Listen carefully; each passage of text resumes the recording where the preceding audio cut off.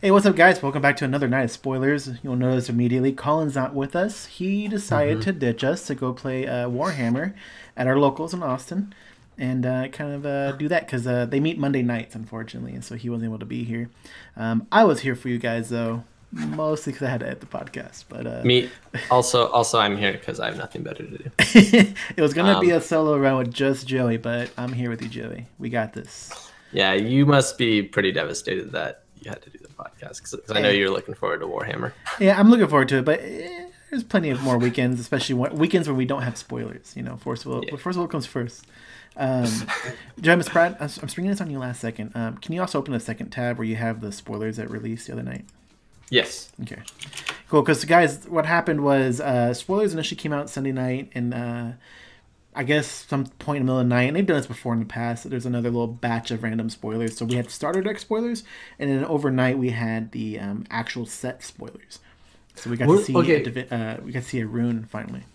See, I was really confused if that was actually if that was like the second part of the starter deck or if it was the actual I was too. I had even messaged Jeremy at the time thinking it was because me and Colin were getting ready to proxy this, and then by the time I realized, oh no, it's from the set, it's not part of the starter deck, I was like, oh, it doesn't matter anymore. Okay, got it. Luckily the company officially posted it on their page, and I'm sure we won't have any issues from here, but if this is the trend where it's like, you know, that second post overnight, you'll see us follow up with it the following day. Yeah, because I was gonna say it's pretty fucking good cards for at least one of them was for like starter deck stuff. Okay. Yeah, so we'll start with those. Yeah, start with those. Yeah. Just knock those out, get them out of the way.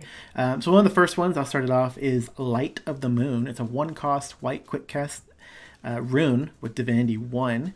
And it says you may pay 1 light less to play this card from your rune area. You gain barrier chant until end of turn.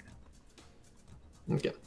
So my first thinking was like, oh shit, like there's free stuff in your rune area. Yeah. Like hopefully this is like the exception and not the rule. But like obviously, you know, runes can go into your main deck or they can go into your rune deck. And you can have 5 runes, right? You know what? I didn't follow up with that after not knowing much about it last night. Okay. I read up when they released the article. I just don't remember the details 100%. So I had Colin explain it last night. Because like this, like I probably wouldn't run this in my rune area. But I mean, I like it. Like it's quick cast. So, you know, we also know that runes can be quick cast. So so Adam's for like his ability to make runes quick cast could be, you know, actually really useful. I like that it's free, which is pretty. You know, it can be free, which is pretty good.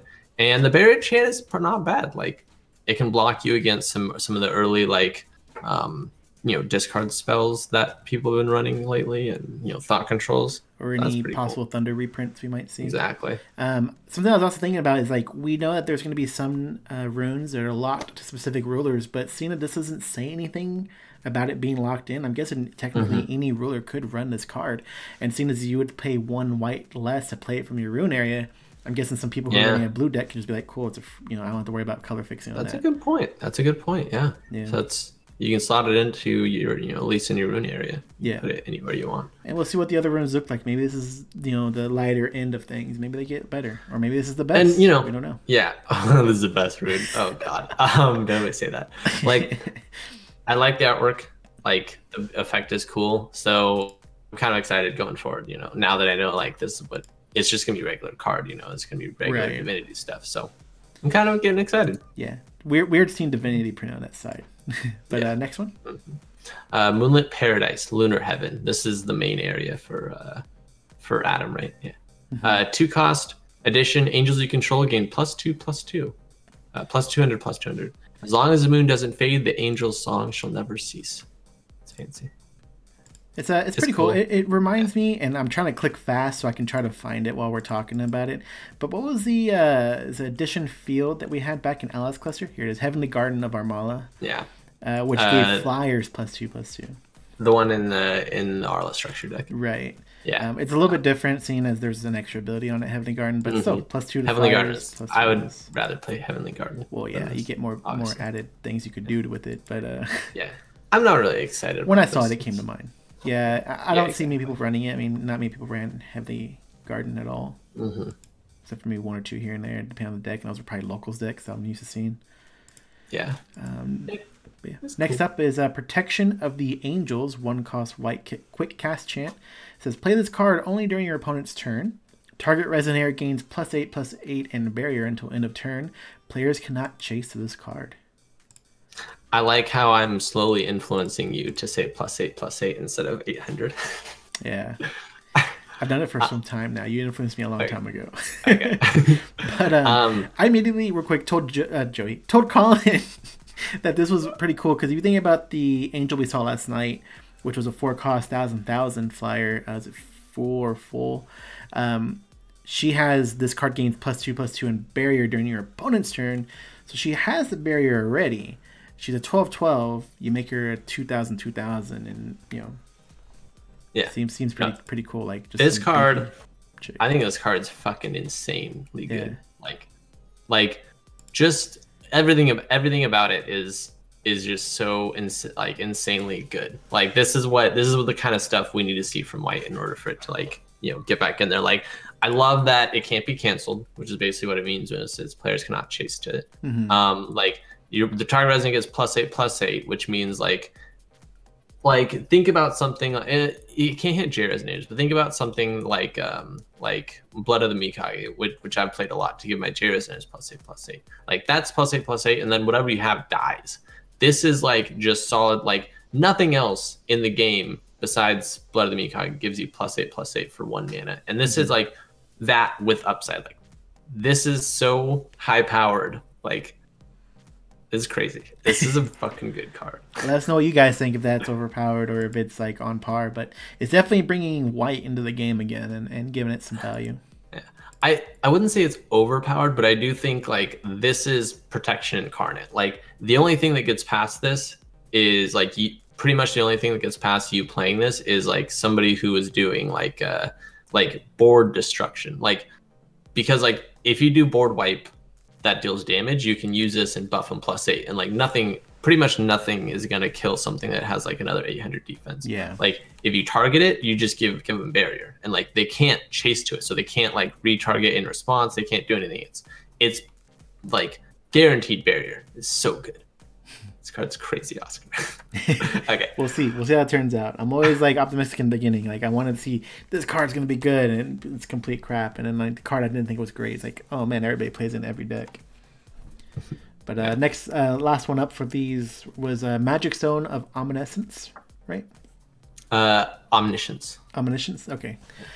My bad. Special Magic Stone, tap to produce white, or tap and produce void. I'm misspeaking. Tap and pay void, produce any color, obviously except for white, because you can produce it automatically. But it says spend this will only to play runes, which I thought was pretty interesting. Mm-hmm. I guess this, you could probably slot this into the time spinning witch deck, as long as like there's some decent runes to play it with. Yeah, that's true. Like, that's like, now whenever I see these kind of like tap one and tap this, like produce stones or I'm gonna start thinking of like, oh wow, wait, time spinning witch does that now too. Like, because after playing against Oscar. Yeah, and I feel like I told Colin something about the stone, like, hey, you know what, people were I can't remember at all. If you have any good ideas with the stone, guys, let us know your thoughts. Yeah. Besides that, I don't think it's any good. No, yeah. Like, it just seems a little too weird, crazy. I don't know. Yeah. But yeah. All right, so with that done, we'll go ahead and get to the actual spoilers of the night, which is Fire. Exciting stuff that we don't know about. Right, it's all new. Okay. I'll start off real quick by saying, not a huge fan of this style of artwork necessarily, but I get where it's coming from, and then has necessary maybe for the culture it's behind. But if you want to go ahead and start off. Yeah. So first we have our ruler Fuji, I believe is how you pronounce it. It might be Fushi, I'm not sure. But he's a ruler. He's a king, which is pretty cool. Divinity 10, 5-cost judgment, and an Energizer red. So it's pretty expensive judgment. I mean, assuming he has probably some big bang that happens when he comes in. The ruler of Kunlun is always prepared for war. Oh, that's sexy. Nice. And on the backside, we have Fuji. I'm going to say that. King of Kunlun, or Kunlun. 1,000,000 J Ruler King, and he has Divinity 10 flying. And enter, search your deck for a dragon with total cost 4 or less and put it into the field. Then shuffle your deck. When this card enters the field, perform the effect. Ooh. So he's looking for dragons, 4 cost or less. Okay, so is that is that describing the word for that apostrophe? Say again, because you kind of like. Okay. So usually when they do like rules text and rules reminders, they put them in the apostrophe, right? So I'm wondering if that apostrophe is like referencing the enter ability. I think enter it is. keyword, which would mean that it doesn't say from your hand or anything. That's true. I'm thinking that might tell us like that. And I mean, it'd be impossible for a J-Ruler to play from your hand, so it's right, enter exactly. ability. So maybe they are actually finally changing it. That's interesting. I don't know. It's gonna be interesting, yeah. I'm curious about that rule reminder text. Well, yeah, and I was like super doubtful that they would like CR it and change anything up, but it looks like it's a possibility. Yeah. But your thoughts on the dragon being picked? Yeah, I mean, if there's a good dragon with total cost 4 or less, I'm surprised like it's not 5 or less or like 6 or less. Like, might mean we get some lower cost dragons, but you can probably get that dragon in the picture. He looks cool. Yeah, maybe he'll be a card that we'll see here soon, because that's usually how that ends up turning out. Yeah. What was Kyric's God's Art? Because didn't Kyric's God's Art look for a dragon? Yes. 7 it looks like the top. Deck? Yeah, you put a dragon from among them to the field. So this is a little bit better than that, because you're looking through the entire deck and finding one. Yeah. And then it's also, somebody says slam down a Misty Dragon or Shooting Star. That's true. We already have really good dragons. Yeah, I was about to say, because I know Shooting Star was 3, Misty's 4, so. You can't get the big boy dragon, though. Who's that? The big 6 cost dragon who he enters and like you get to look through your or you get to reveal cards from your deck until you reveal like 2 of the same type. And then you put them all in your hand. Oh, yeah. I don't remember. Ragnarok, yeah. That'd be pretty cool. I'm willing to bet that we'll see this dragon he's riding here. Yeah. Will be the thing. So I like it. Next one. I like him so far. Yeah. But quick, do you like him so far for that cost of 5 judgment? Oh, no. Yeah. he's a cool dude, but that 5 cost judgment is a little heavy. Yeah. He's got to get, I don't know. He's got to get maybe some more support, like. Yeah. But so Chu Ko Nu Soldier. He's a 1 drop 3/3 human resonator. Banish this card. This card deals 300 damage to target resonator. Yeah. I don't like it. It's okay. It's a starter card, which will probably be where it stays. His flavor text is the last arrow is oneself. Because he blows himself up and then deals damage. That's so funny. Oh my gosh, that flavor is amazing. Okay. Hopefully this was more exciting. His dude's on fire. It's a 1 cost Reckless Flame Soldier. He's an 8/8 human. Whenever this card attacks or blocks, at the next end of turn, destroy it. Fascinating. Yeah, I mean, 1 cost 8/8. Yeah. That's pretty intense. Yeah. But he's gone. I'm digging how suicidal these guys are. Yeah, I know. The first guy blows himself up, and this guy like attacks and then dies. That's cool. Really nice. Next up. That's you, right? No, I just did this last one. Okay, right. Tiger of Kunlun. 2 cost, 6/6. Beast Resonator. Enter, you may pay 2, a 1, and a red less. You may pay 2, sorry, not less. If you do, search your deck for a card named Tiger of Kunlun and put it into the field. Then shuffle your deck. When this card enters the field, perform the effect. Okay. So you pay to put him in, and you can pay the price of another one to put that one in as well. Yeah, that feels like an awakening. It does, right? Yeah. Especially the way it seems. But how they were. Yeah, I'm not really. I don't know why they put it that way, but I think we definitely have confirmation that like it says when this card enters the field, perform the effect. So that enter is definitely going to be a keyword now, and it's not going to be the old keyword. It's basically the new enter the battlefield keyword. Which is tough, because would that mean that they kind of threw CR in a way errata the way the old ones worked, or is there going to be a confusion now when somebody plays Wander to New Frontiers? Like, well, no, those enter keywords they're black and they work differently than these white keywords, you know? Mm-hmm. I think they're gonna go back and rules change the previous stuff so that enter is not from your hand. Yeah. That's what I think that's the only way they can do it. Yeah, I can't think of anything else where they like did something like that. Or I mean, I know like they introduced Pierce, and then so like the old stuff was what was the old stuff called? The old keyword For. Oh no, it wasn't actually Pierce. It was precision and target attack. That's what it was. Those are the two. So differences. they've done similar stuff. I don't know. They could just keep it. They could just have this rule reminder text on all of these to where this is the only enter keyword. But I don't know. No, I think they're gonna go back and errata all the other enter abilities. Yeah, we'll see what they actually do. Yeah, nothing else really makes sense to me. Yeah, they're definitely taking chances here. Next up is Ping Tong. He's a 3-cost, 2 fire, and a void. 400, 800. Human. Enter. Look at the top 4 cards of your deck. You may reveal a fire card from among them and put it into your hand. Put the rest on the bottom of your deck in random order. And then the reminder text there. Okay. Interesting to be in random order, not in your preferred order, which is usually how those end up. Yeah, exactly. He's all right. I don't know. I wouldn't really.